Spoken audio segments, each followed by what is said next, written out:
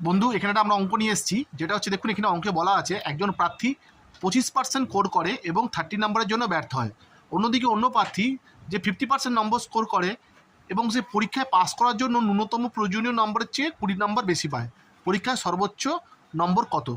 এটা কেপি 2021-এ এসেছিল প্রশ্নটা।